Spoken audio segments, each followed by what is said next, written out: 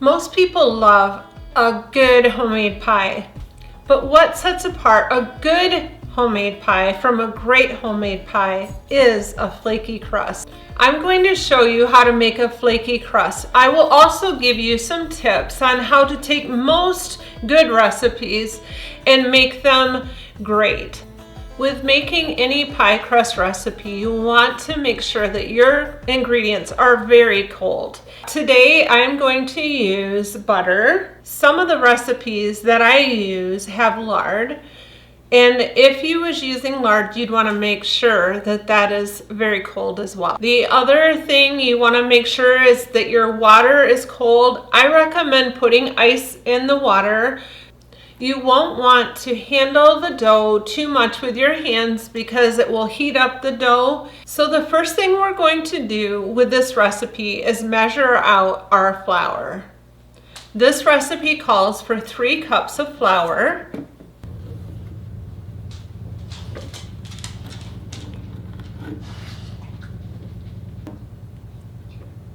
Now that I have my flour in there, I'm going to add my salt. And you can find the recipe down below, but this is 1.5 teaspoons of salt. And I will add my sugar, and the sugar is 2 tablespoons. I will stir those ingredients together. The next step will be to put our butter in. And I am using the Costco brand butter. It has a very good flavor, but you can use whatever kind of butter you have. And this recipe calls for 2.5 sticks. And I'm going to cut it up into kind of smaller pieces.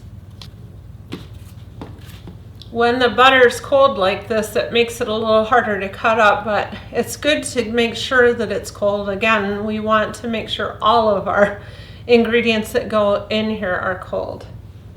Okay, now that I have my butter cut up into smaller chunks, I'm going to put them in with the flour. And this is a pastry cutter, and this is what I'm using. There's so many ways that you can mix this together, but I like to try to keep my hands out of it. Some people will use their hands and they'll like smush the butter into the flour. And it works great for a lot of people. I prefer to keep my hands out of it as much as I can because I feel like it's going to warm that butter up and it won't be as flaky. So that's personal preference. And then there is an easier way. You can put it in a food processor and you can pulse it, but you have to keep a very close eye on it so you don't over pulse it, because if you get that melted together, it's going to be a tough crust. Okay, so I'm going to stir the butter into the flour to start with. It's just getting the butter coated with flour. And I'm going to take my pastry cutter and cut this butter into the flour. And you want to try to get it about the size of a pea, all of the little pieces of butter. So it's getting about ready. We have some pea-size pieces of butter in here.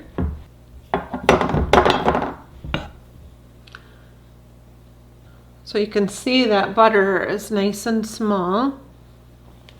So now it's ready to add our liquids.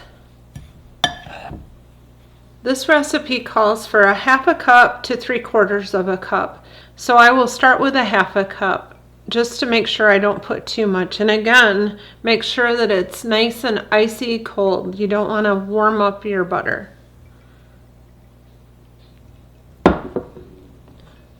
I'll use my spoon to stir it so my hands aren't in there warming the butter up. It really depends on the humidity in your home. And I'm sure there's other factors that play a part in how much water that you use, but you don't want to use too much. So at this point, I'm going to squeeze it together and see if I need to add more. It's still falling apart, so I'm going to add a little bit more.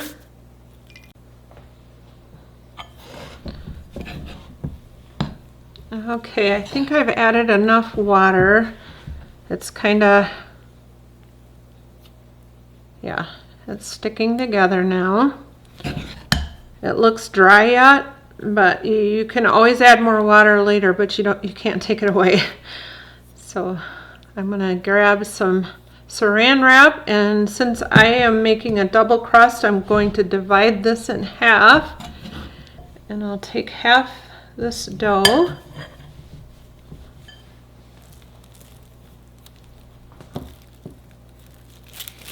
So now that we have it on the saran, we're going to press it together.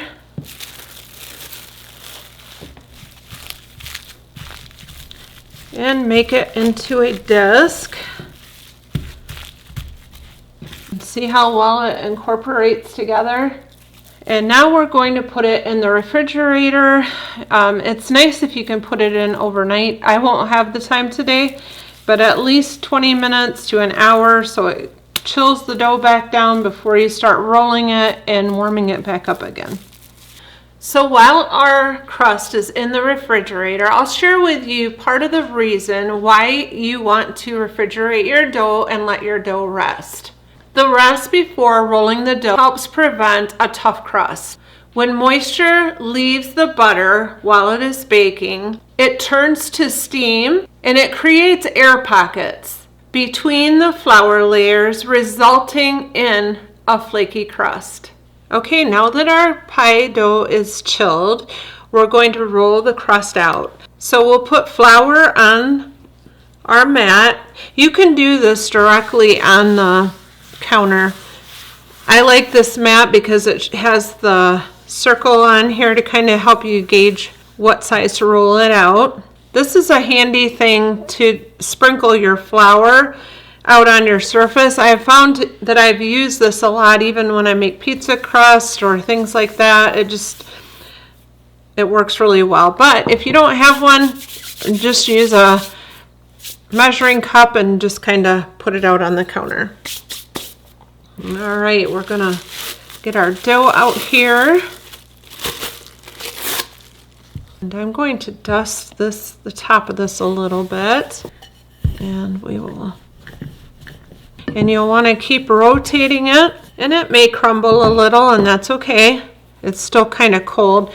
In fact, if your crust is too cold, you may want to let it warm up for about 5 minutes, but I think we can make this work. We'll see. If it feels like your crust is sticking to the bottom, you can lift your crust up and dust underneath of it. And again, we'll want to keep turning our crust so it doesn't stick to the bottom. And you can flour the top of this if it's starting to stick to your rolling pin. I personally like these types of rolling pins because they're easier to roll than with the handles, but I think everybody has their own personal preference, and I think they all work. Some people are concerned when they see these jaggy edges, but that is a good sign. It means that our crust is nice and flaky, and you can always cut off some of that if it's big enough, and this I believe is going to be. So we're going to take our pie plate and we're going to set it on here. If this is a normal thickness, which this is, you can put it on your crust and then allow about 2 inches. And this, I believe this is about ready. I think I'll roll it just a little more. Okay, let's give that a try. Yes, I think that's gonna work. I think because there's a lot of extra on the outside, I'm going to clean this up by just cutting some of this carefully so I don't cut my mat. It'll just make it a little bit cleaner. All right. Okay, I think we're ready. So there's a few different ways you can do this. Some people put it on their rolling pin like this, and they'll roll it up. And then, see, there's a hole there, but we can fix that without a problem. So some people do it that way. The way I do it is I roll it back and I set my pie pan right here in front of it. I just pick it up and I set it on there about halfway, and then I open it up and I'm going to push this inside the pan. Whatever you do, don't stretch your dough because it will shrink worse in the oven. Now that I have the crust inside the pan, I'm going to cut some of these areas that are a little too wide, and scissors work best for this.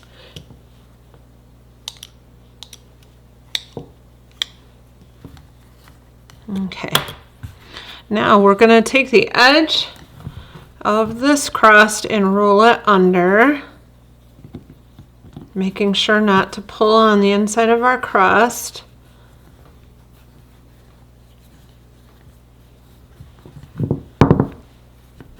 So we just roll it up here, and this will be the part of the crust that we will put a fluted edge on. If it looks like it's going to be too thick, you can always trim some more off. The edge is kind of probably more of a personal preference thing. I like to have a little, but I don't want it sticking up too high. And if you see that you cut your crust too small in an area, you can always take one of these scraps, take a piece of it, and then tuck it in like here and squeeze it together. Mine was plenty big. If this was a pie you was putting a thin filling into and then a top crust, you'd want to make sure there's no holes in the crust.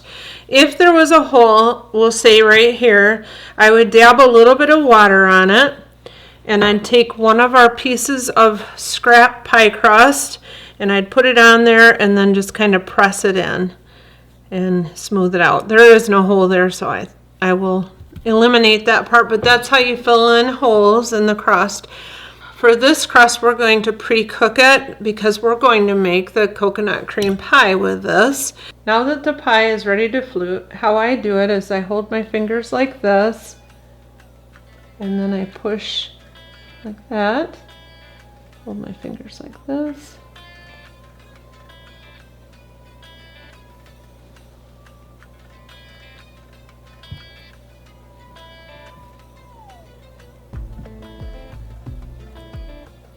And I just keep going all the way around.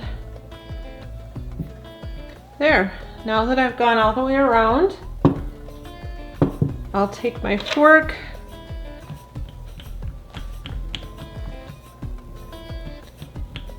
poke this all up. So we poke holes in this so that way it'll prevent air bubbles and it'll also help prevent it from cracking. When you blind bake a crust, you want to lay a piece of parchment paper. There's different ways you can do this, but this is how I do it. So I'm going to lay a piece of parchment paper in here, and then there's weighted beads that you can put in that. So we put these beads in here to help keep it from bubbling up or cracking and just help it to bake evenly. If you don't have these pie weights, you can use dry beans. If you use dry beans, I recommend putting them in a container when you're done and labeling so you don't take a chance on grabbing them to cook them because they will no longer be any good for eating, but they will be great to use for a pie weight. So we're going to take this over and get it in the oven. We're going to preheat our oven at 425 degrees. Okay, our oven is preheated. So we're going to put our pie in the oven.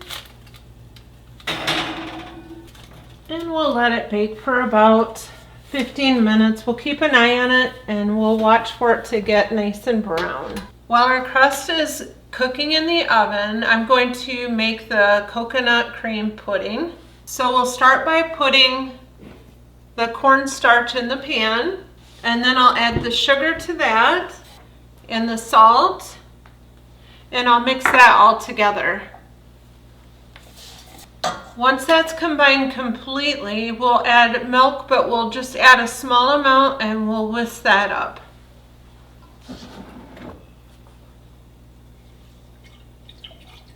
We want to make sure that there's no lumps in here. Okay, I'll add the rest of the milk. So typically the way I've always done it is I've warmed this part up and then I temper the eggs. But recently I found a better way. And that is to just put the eggs in, mix them up, and then turn the heat on. But you have to keep a close eye on it, which you do anyhow, and keep it whisked up really good. So I'm going to separate my eggs. So I use one of these, and it's quite helpful. Some people will crack them and use the shell itself to separate. I will try to do that.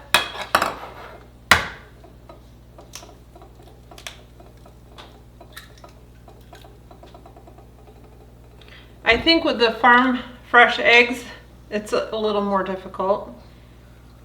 But you just put it from side to side and then the yolk in there. So that's one way to do it. And the way I do it is I put it in this thing. I'm sure there's probably better ways out there to divide the eggs. This one takes a little fiddling, but it's not bad. And I put my yolk in there, and the last one, oops, making another mess. And it's the yolks that are going to be going into the pudding. Okay, so I'm going to add these egg yolks in here. Make sure they're mixed up really well before I turn on the stove. And while I've added all these ingredients, the stove has been off. So you want to stay right here with it because it will stick if you don't keep stirring it. In this phase, while it's still kind of thin, it's not as big of a risk, but you don't want to take a chance on getting busy and forgetting it. Don't ask me how I know. Okay, it's starting to thicken.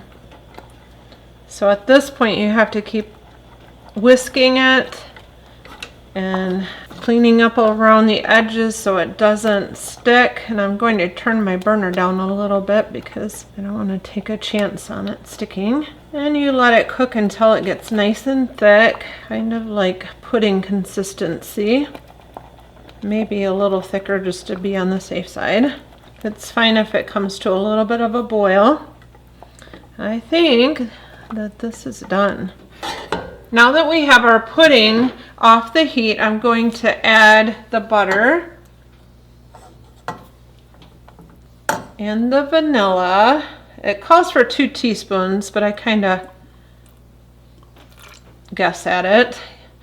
If you're making it for the first time, you might not want to. I'll tell you a little bit about this vanilla.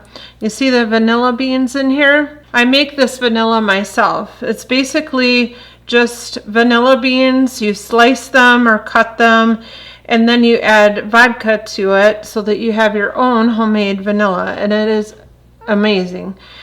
And it's a whole lot cheaper than buying vanilla in the store. So I'll mix that together, and then we're going to add our coconuts. That smells so good. If you've never had a homemade pudding, you've got to try it because it tastes so much better than the store-bought stuff. My husband loves coconut cream pie, and he tries to get it different times at restaurants. And most of the time, I think they use store-bought pies because it does not have the same flavor. It has like an artificial taste to it. So it's definitely worth giving it a try. Our pie crust is ready. All right, let's get this pie crust out. It's been in here for about 25 minutes, and it looks like it is done.